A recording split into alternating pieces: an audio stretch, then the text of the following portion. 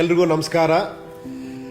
ಪ್ರಜಾಪ್ರಭುತ್ವ ವ್ಯವಸ್ಥೆಯಲ್ಲಿ ಸರ್ಕಾರದಲ್ಲಿರುವಂಥ ಹಣ, ಜಾಗ, ಕಾನೂನು, ಆಡಳಿತ ವ್ಯವಸ್ಥೆ ಪ್ರತಿಯೊಂದು ಕೂಡ ಪ್ರಜೆಗಳಾದ ನಿಮ್ಮಿಂದ ನಿಮಗೋಸ್ಕರ ನಿಮಗಾಗಿರುವಂಥದ್ದು. ಈ ಎಲ್ಲ ಸ್ವತ್ತುಗಳ ಬಗ್ಗೆ ನಿಮ್ಮ ಅರಿವಿಗೆ ಬರದಂತೆ, ನಿಮ್ಮ ಅಭಿಪ್ರಾಯ, ನಿಮ್ಮ ತೀರ್ಪಿಲ್ದಿರೋ ಥರ ಬೇರೆ ಯಾರು ಯಾವುದೇ ನಿರ್ಧಾರ ತಗೊಂಡು ಕೂಡ್ದು.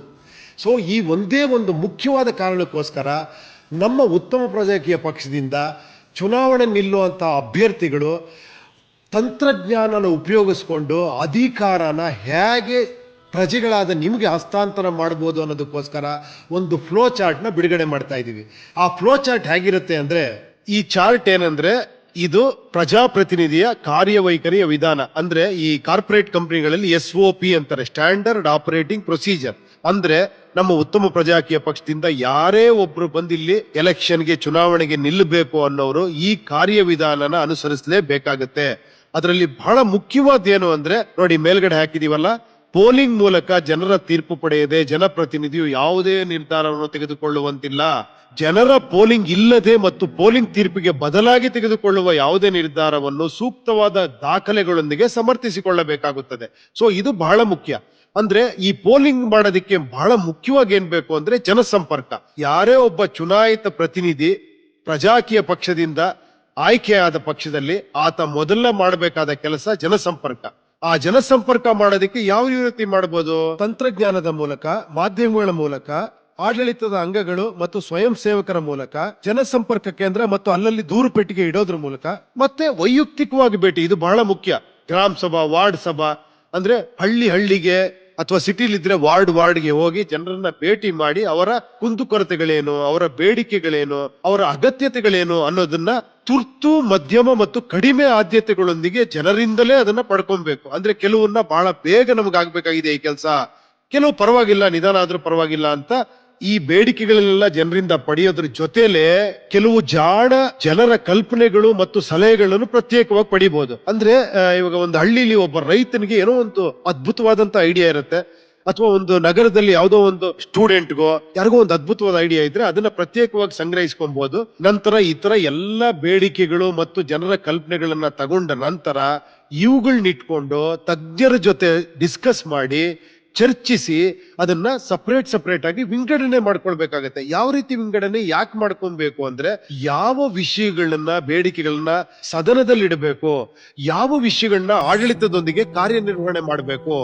ಇನ್ನು ಯಾವ ವಿಷಯಗಳನ್ನ ಸ್ಥಳೀಯ ಸಂಸ್ಥೆಗಳೊಂದಿಗೆ ಕಾರ್ಯನಿರ್ವಹಣೆ ಮಾಡಬೇಕು ಅನ್ನೋದನ್ನ ವಿಂಗಡಿಸ್ಕೊಬೇಕು. ಮತ್ತೆ ಉತ್ತಮ ಮತ್ತು ಅಳವಡಿಸಿಕೊಳ್ಳಬಹುದಾದ ಕೆಲವು ಜನರ ಕಲ್ಪನೆಗಳಿಗೆ ಪುರಸ್ಕಾರ ಹಾಗೂ ಮಾನ್ಯತೆನ ಕೊಡಬೇಕು. ಜನರ ಬೇಡಿಕೆಗಳನ್ನ ಈಡೇರಿಸಬೇಕಾದ್ರೆ ಕೆಲವು ಬೇಡಿಕೆಗಳು ನಡೀತಿರೋ ಯೋಜನೆಗಳ ಬಗ್ಗೆ ಇರುತ್ತೆ, ಕೆಲವು ಬೇಡಿಕೆಗಳು ಹೊಸ ಯೋಜನೆಗಳ ಬಗ್ಗೆ ಜನರು ಕೇಳಿರ್ತಾರೆ. ಅವಾಗ ಅದೆರಡನ್ನೂ ಬೇರ್ಪಡಿಸ್ಕೊಂಡು ಹೊಸ ಯೋಜನೆಗಳನ್ನೇ ತಜ್ಞರ ಜೊತೆ ಡಿಸ್ಕಸ್ ಮಾಡಿ ಅದನ್ನ ಬಡ್ಜೆಟ್ ಮತ್ತೆ ಎಷ್ಟು ಸಮಯ ತಗಲುತ್ತೆ, ಎಷ್ಟು ವೆಚ್ಚ ತಗಲುತ್ತೆ ಅನ್ನೋದು ಪ್ರತಿಯೊಂದು ವಿವರಗಳೊಂದಿಗೆ ಹಲವಾರು ಆಯ್ಕೆಗಳ ರೀತಿಯಲ್ಲಿ ಯೋಜನೆಗಳನ್ನ ರೆಡಿ ಮಾಡ್ಕೊಬೇಕು, ತಯಾರು ಮಾಡ್ಕೊಬೇಕು. ಅದೇನಂದ್ರೆ ಯೋಜನೆ ABCD ಅಂತ ಈ ತರ ಯೋಜನೆಗಳ ಪಟ್ಟಿನ ರೆಡಿ ಮಾಡ್ಕೊಂಡು ಇದನ್ನ ಜನರ ಮುಂದೆ ಮತ್ತೆ ಪೋಲಿಂಗ್ಗೋಸ್ಕರ ಇಡಬೇಕಾಗತ್ತೆ. ಈಗ ಜನರ ಮುಂದಿಟ್ಟಿರೋ 5-6 ಯೋಜನೆಯಲ್ಲಿ ಜನ ಯಾವುದೋ ಒಂದು ಯೋಜನೆ, ಫಾರ್ ಎಕ್ಸಾಂಪಲ್ B ಯೋಜನೆ ನಮಗ್ ಬಡ್ಜೆಟ್ ಪ್ಲಸ್ ಬೇಗ ಆಗುತ್ತೆ ಅನ್ನೋ ಒಂದು ಯಾವುದೋ ಒಂದು ಕಾರಣದಿಂದ ಹೆಚ್ಚಿನ ಜನ ಅದಕ್ಕೆ ಮತ ಹಾಕಿದ್ರೆ ಆ ಯೋಜನೆಯನ್ನ ಮತ್ತೆ ಈಗ ನಡೀತಿರುವಂತ ಪ್ರಸ್ತುತ ಯೋಜನೆಯನ್ನ ಜನಪ್ರತಿನಿಧಿ ಸಂಪೂರ್ಣ ಪಾರದರ್ಶಕತೆಯಿಂದ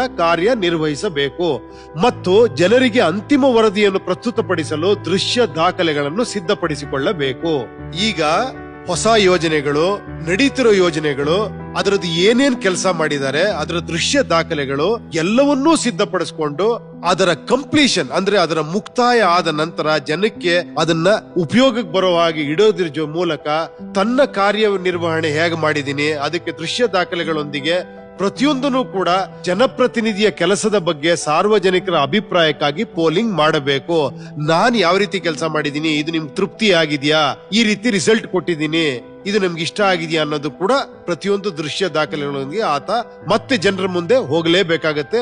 ಆ ಒಂದು ಪೋಲಿಂಗ್ ಅಲ್ಲಿ ಜಾಸ್ತಿ ಜನಗಳು ಈತನಿಗೆ ಉತ್ತಮ, ನಿನ್ನ ಕೆಲಸ ನನಗೆ ಇಷ್ಟ ಆಗಿದೆ ಅಂದ್ರೆ ಆತ ತನ್ನ ಕೆಲಸದಲ್ಲಿ ಮುಂದುವರಿಬಹುದು. ಅಥವಾ ಜನಕ್ಕೆ ಸಮಾಧಾನ ಆಗದೆ ಕಳಪೆ ಅಂತ ಏನಾರ ಪೋಲಿಂಗ್ ಅಲ್ಲಿ ರಿಸಲ್ಟ್ ಬಂದ್ರೆ ಮತ್ತೆ ತಿದ್ದುಪಡಿ ಅಂದ್ರೆ ಕರೆಕ್ಷನ್ ಹೋಗ್ಬೇಕಾಗತ್ತೆ. ಜನಪ್ರತಿನಿಧಿ ತನ್ನ ಕೆಲಸವನ್ನು ಸುಧಾರಿಸಿಕೊಳ್ಳಲು ಮತ್ತು ಸಾರ್ವಜನಿಕರಿಂದ ಸಕಾರಾತ್ಮಕವಾಗಿ ಮತ್ತೆ ಉತ್ತಮ ರೀತಿಯಲ್ಲಿ ಕೆಲಸ ಮಾಡಿದ್ಯಾ ಅನ್ನೋ ತೀರ್ಪು ಪಡೆಯಲು ಪ್ರಜೆಗಳಲ್ಲೂ ಒಂದು ಅಥವಾ ಗರಿಷ್ಠ 2 ಅವಕಾಶಗಳನ್ನ ಅವರಿಗೆ ಸಿಗುತ್ತೆ. ಈ 2-3 ಅವಕಾಶದಲ್ಲೂ ಆತ ಉತ್ತೀರ್ಣನಾಗದೇ ಇದ್ರೆ, ಆತ ಸಕ್ಸಸ್ಫುಲ್ ಆಗದೆ ಇದ್ರೆ ತನ್ನ ಕೆಲಸಕ್ಕೆ ಆತ ರಾಜೀನಾಮೆ ಕೊಟ್ಟು ರೆಸಿಗ್ನೇಷನ್ ಕೊಟ್ಟು ಹೋಗ್ಬೇಕಾಗತ್ತೆ. ಇದ್ರ ಜೊತೆ ಆ ಪ್ರಜಾಪ್ರತಿನಿಧಿ ಮಾಡಿದಂತ ಪೋಲಿಂಗ್ ಪ್ರತಿಯೊಂದು ವಿವರಗಳು, ದಾಖಲೆಗಳು ಮತ್ತೆ ಜನಾಭಿಪ್ರಾಯ ಎಲ್ಲ ವಿವರಗಳನ್ನ ಉತ್ತಮ ಪ್ರಜೆಗೆ ಪಕ್ಷಕ್ಕೆ ಆಗಾಗ ಕೊಡ್ತಾ ಇರಬೇಕು. ಇದ್ರ ಜೊತೆ ನಮ್ಮ ಪಕ್ಷದ ವತಿಯಿಂದ ಕೂಡ ಆತನ ಕಾರ್ಯವೈಖರಿ ಬಗ್ಗೆ ನಾವು ಕೂಡ ಪೋಲಿಂಗ್ ಅಲ್ಲಿ ಜನಾಭಿಪ್ರಾಯನ ಆಗಾಗ ಸಂಗ್ರಹಿಸ್ತಾ ಇರ್ತೀವಿ. ಈಗ ಎಲ್ಲ ಕಡೆನೂ ಅಭಿಪ್ರಾಯ ಆತನ ಬಗ್ಗೆ ಸರಿಯಾಗಿ ಬರ್ದೇನೆ, ಆತನಿಗೆ 1-2 ಚಾನ್ಸ್ ಸಿಕ್ಕಿ ಕೂಡ ಆತ ಮತ್ತೆ ತನ್ನ ಕೆಲಸದಲ್ಲಿ ಒಳ್ಳೆ ಅಭಿಪ್ರಾಯ ಪಡ್ಕೊಳ್ಳೋಕ್ಕೆ ವಿಫಲನಾದಾಗ ಆತ ತನ್ನ ಕೆಲಸಕ್ಕೆ ರಾಜೀನಾಮೆ ಕೊಟ್ಟು ಹೋಗ್ಬೇಕಾಗತ್ತೆ. ಇಲ್ಲೇ ಬಹಳ ಮುಖ್ಯ ಇರೋದೇನೆಂದ್ರೆ, ಆತ ತಾನೇ ರಾಜೀನಾಮೆ ಕೊಟ್ಟು ಹೋಗ್ಬೇಕು, ಆತನ ಕೆಳಗಿಳಿಸಕ್ಕಾಗಲ್ಲ.